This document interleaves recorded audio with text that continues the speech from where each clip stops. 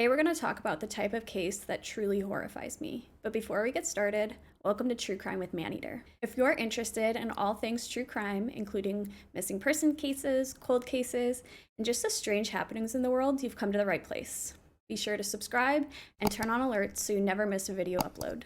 Let's get started. This case is terrifying for so many reasons, but I think what's most disturbing is this woman was stalked for 20 plus years. I can't even begin to imagine the terror that her daily life was. Mary Lynn Witherspoon was born in August of 1950 in South Carolina. She had 4 sisters and 1 daughter. Her friends and family would describe her as kind, generous, and just a Southern belle. Not only was she a straight A student, she ended up being high school valedictorian and competed in beauty pageants. After high school, she attended college where she became a beloved French teacher. Mary Lynn loved her job, and she loved Charleston, South Carolina. Mary Lynn Witherspoon's first marriage was to a doctor, and although it didn't end well, she came out with one really amazing thing: her daughter, Jane. She was completely head over heels for her daughter. Mary Lynn Witherspoon was not only a kind and generous and loving person and friend, she was also a great mother. Every Sunday, she would attend church, and as her friend later stated, she had to beat potential suitors off with a stick. She was just that incredible. That was until 1981 when Mary met Edmund Tennant Brown III, who was part of one of Charleston's oldest families and was a wealthy attorney. The two hit it off rather quickly, and unbeknownst to Mary, he would have a part in changing the course of her life forever. Although it seems like they made a connection really quickly and hit it off well, Mary Lynn Witherspoon was very firm about taking things slow. After all, her daughter Jane was a priority, and she wanted Jane to be comfortable in everything that she did. Edmund Tennant Brown III was a father of 2. Mary Lynn quickly learned that his wife one day just kind of up and left the family, which left him to be a single father of 2 children. Tennant, who was 10, and Molly, who was just a couple years younger than her brother. Jane, Mary Lynn Witherspoon's daughter, would go on to say that Edmund was actually a great father. He really loved her and took care of not only her, but her mother. Some days he even took her to school if Mary Lynn had an early morning meeting or just had to be to school earlier that day. Sometimes he would come over and make them breakfast or bring them gifts. He really was a great father figure in Jane's life, and she loved him. By all accounts, it seemed like the two had a solid relationship. For 8 years, Edmund Tennant Brown III would propose to Mary Lynn Witherspoon, and each time she said no. So at this point, you must be wondering why Mary Lynn Witherspoon would be saying no to this guy who, by all accounts, seems pretty amazing. Not only is he wealthy and kind and generous, he has 2 kids. He also really loves Mary Lynn, and obviously, he loves her enough to propose to her for 8 years straight, even when he's getting turned down. So what was the issue? Why wasn't she accepting of his proposal? Well, it wasn't her lack of love for Edmunds. It was something a bit more sinister. It was actually his 10-year-old son, Tennant. Tennant attended the best schools in Charleston. He swam at the country club, and really he had every advantage handed to him. After all, he's part of one of the oldest and wealthiest families of Charleston. But people would still go on to describe him as a misfit. He really didn't seem to fit in anywhere. Almost immediately, Mary Lynn Witherspoon noticed this about Tennant. But because she was a teacher and because she loved children so much, she tried to embrace him as her own. She gave him the love and the kindness that she thought he needed. And then in 1988, Mary Lynn Witherspoon broke off her relationship with Edmund Tennant Brown after realizing they could never fully blend their family together. And to her surprise, Tennant, Edmund's son, is the one who took it the hardest. He began to ride his bike past Mary's house. Sometimes he would just stand at the end of the driveway. Other times he would appear on her porch. But Mary wasn't unkind when these incidents occurred. She didn't really confront him. Instead, she asked him what he was doing there. But he really never had an answer for her. This pattern would continue for quite a bit of time. Mary would just be going about her life as usual, and then there he was, out of the corner of her eye, standing there, just watching. Friends and family knew this scared her, but she didn't really know what to do about it. First of all, he was a child. Second of all, he really wasn't doing anything terribly wrong. And although he was just a kid, Mary Lynn Witherspoon sensed danger in him. And unfortunately, she was right. And eventually, Mary Lynn Witherspoon and her daughter Jane moved from Charleston to Mount Pleasant, which was only about 20 minutes or so from their house in Charleston. But still, somehow, Tennant found them. Neither Mary Lynn Witherspoon or her daughter Jane could believe it. How had he known they moved? Was he watching her that closely? Years later, when Jane was asked why they didn't call the cops, Jane said there really was no reason to call the cops. He wasn't committing any crime. He would just stand in the backyard and watch them. And by this time, Tennant was in his teens. But Mary Lynn Witherspoon still kind of felt sorry for him, although she didn't like him or the situation. Shortly after she broke up her relationship with Tennant's father, she actually took a trip to her mother's house, which was about 3 hours from her home in Charleston. So Mary and her mother decided to go for a walk. They arrived home, they noticed the house had been broken into. The pair went inside and realized, quite strangely, nothing had been taken. Later, when Mary arrived home, she went to unpack her suitcase, and that's when she realized what had happened. In a panic, she called her mother. She had told her mom that someone had stolen her clothes and her makeup. That incident seemed to really frighten Mary Lynn Witherspoon. Her mother immediately hung up and called Tennant herself. She basically told him, hey, I know you broke into my house. I know you stole my daughter's stuff. You need to return them, and you need to leave her alone. And Tennant actually did bring them back to Mary Lynn Witherspoon's home. And this kind of is where the story gets terrifying for me. I have dealt with a stalker situation, and I can't really explain the terror to someone. It's something you only know if you've kind of been there. This young man has literally been watching her for so many years now. And although it doesn't seem really that terrifying, just think about doing something in your house and looking up and seeing somebody standing in your backyard, not saying a word. Just think about somebody breaking into your mother's home 3 hours from your home and stealing your stuff. I mean, he must have followed her all the way there, waited for the perfect time, then literally broke into her mother's house just to steal some clothes and makeup. That is horrifying. The thought alone is absolutely terrifying. Although Mary knew this was terrifying, she just really thought that Tennant was a strange kid and now a strange young adult. He had always been this way.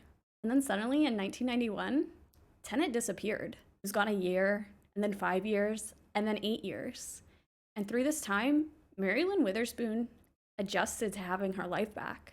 She went about life enjoying herself. She even took a group of students to France, which I bet was an incredible experience not only for them, but for her. She enjoyed time with her family and her daughter. Everything seemed, quite frankly, normal. But these 8 years of freedom didn't last.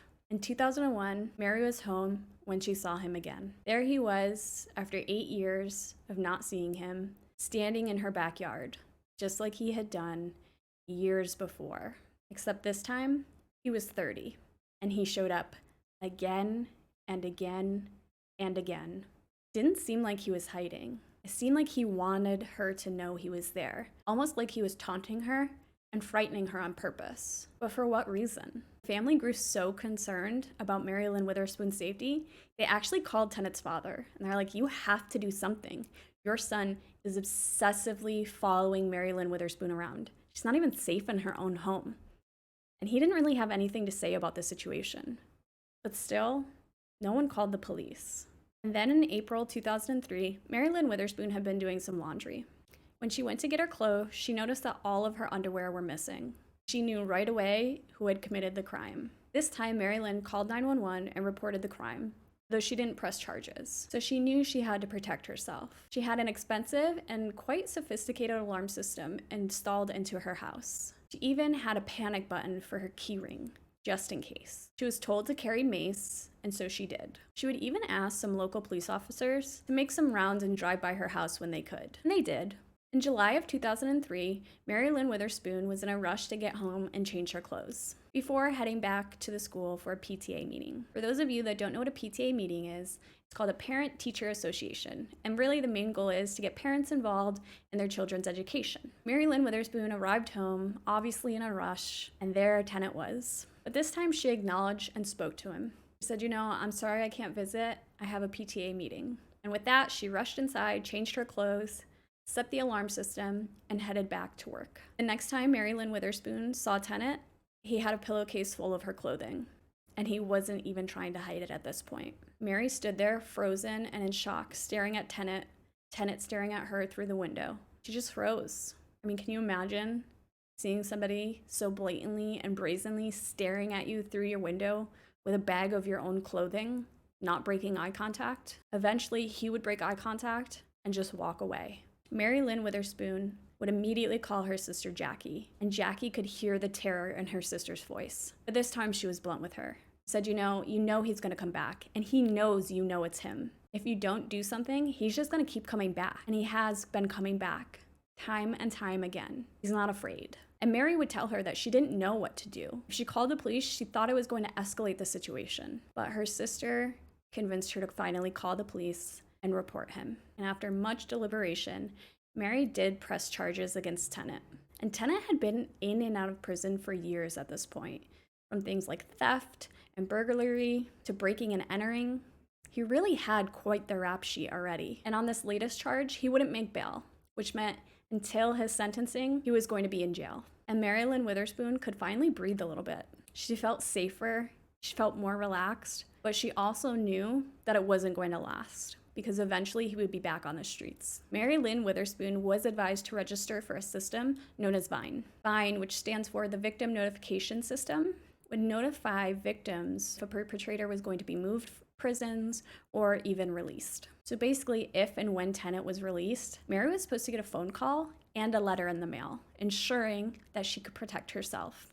And this did help ease her anxiety quite a bit. She stopped looking over her shoulder so much because she hadn't received a notification. She began to relax and enjoy the company of her friends and family again. She got to spend much needed time with her daughter Jane, who was married and now living quite a few hours away. And then in the fall, she resumed teaching again. But everything would change on November 14th. When Mary didn't show up to work and she hadn't requested a substitute teacher, this set off alarm bells. Mary was so punctual and loved her job so much that everyone at work knew something had to be terribly wrong. She was so beloved that the principal and another staff member actually drove to her house to check on her. When they got there, they didn't notice that anything was wrong. They knocked on the door, they waited, they didn't hear anything.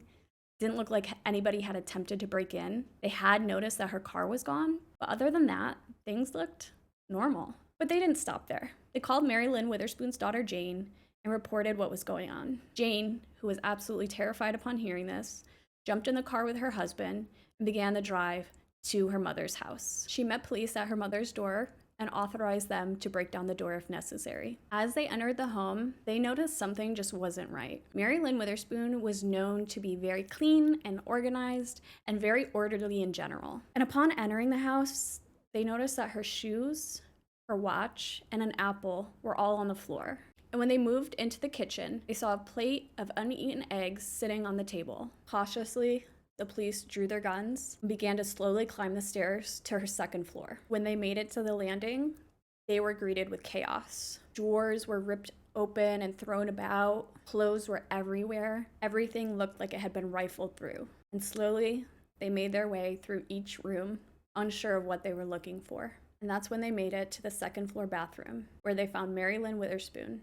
Her hands and feet had been taped together. It appeared that she had been sexually assaulted and strangled before being placed in a bathtub. And on the floor of the bathroom was a knife. Right away, the family knew who had committed this crime, Tennant. Although the family was convinced that Tennant had done this, Tennant was supposed to be in jail, and they hadn't heard otherwise. But soon they learned something terribly frightening. Tennant wasn't in jail.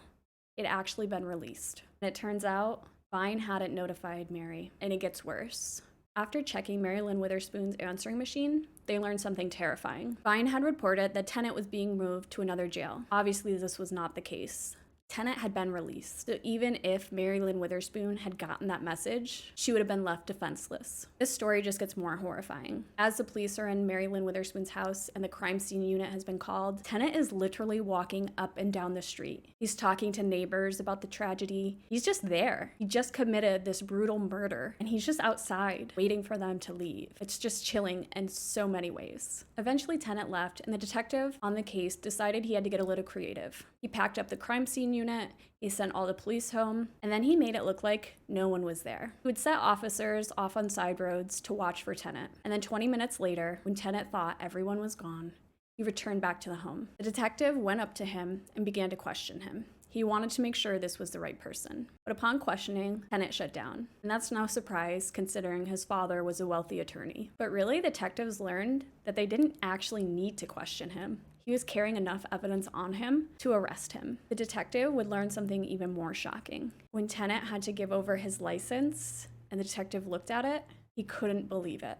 the address listed on the new license was Mary Lynn Witherspoon's. This meant that Tennant murdered Mary Lynn Witherspoon and then went to the DMV to change his address. And what's more bizarre is Tennant was actually wearing Mary Lynn Witherspoon's clothing when he was arrested. Not only had Vine failed Mary Lynn Witherspoon, but the system also failed her. Tennant was supposed to report to mandatory counseling, and when he hadn't shown up for his meeting, his counselor never reported this. And when he had to give her an address, he gave her Mary Lynn Witherspoon's address. So while Tennant was sitting in jail waiting for sentencing, the police began their investigation. They soon learned Tennant's plan. When they found Mary Lynn Witherspoon's car, they found a slip of paper that showed Tennant's handwriting practicing her signature over and over and over again. He had planned to take out a second mortgage on her house and really just to take over her life. There was also a FedEx package that arrived after the murder, and inside there was a wig that looked like Mary Lynn Witherspoon's hair. There were breasts, there was makeup, and a drag queen video, all charged to Mary Lynn Witherspoon's credit card. Tennant was literally trying to become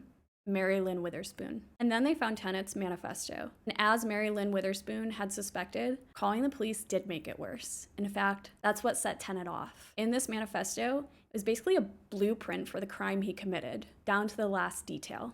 There was also numbers found in there that were traced back to doctors who could perform gender affirmation surgeries. And the manifesto kind of outlined and detailed his struggle with his gender identity. And then DNA would eventually link him to the murder of Mary Lynn Witherspoon. Police believe that on the morning of Mary Lynn Witherspoon's murder, that Tennant either knocked on the door or forced his way in. It wouldn't actually surprise me if he had just knocked on the door, because Mary Lynn Witherspoon wouldn't have been suspecting of him. I mean, she thought he was in jail, so opening the door without checking doesn't seem too irrational. After all, she had relaxed a little bit. She wasn't focused on looking over her shoulder because there was a system in place to warn her, and she trusted that system. So whether he broke in and forced his way in, or whether she opened the door to him, we don't know. Obviously, he attacked her in the foyer, which is where her Apple, her watch, and shoes were found. She was probably carrying them down as she was getting ready for work. He dragged her up the stairs, and Mary fought for her life. The staircase was visibly damaged. He then assaulted her, strangled her, and placed her in the bathtub. Afterwards, he went downstairs and made himself some breakfast. Tennant was eventually convicted of the murder of Mary Lynn Witherspoon and was sentenced to life in prison. The state wanted to seek the death penalty, but the family really didn't want to go to trial. I'm sure they didn't want to hear all of the graphic details that had happened that day, so it was easier to settle for a life sentence. Although Tennant pleaded guilty, he again began to make headlines. First for claiming that he needed a new trial because he did not have adequate representation, and then later down the road when he demanded that the state pay for his gender affirmation surgery. As I said earlier, this case is just absolutely terrifying. This child stalked this woman for like 20 years, and he just kept coming back and doing it. I wonder how long he had planned this for. Was he just fixated on her and then suddenly this slowly began to happen?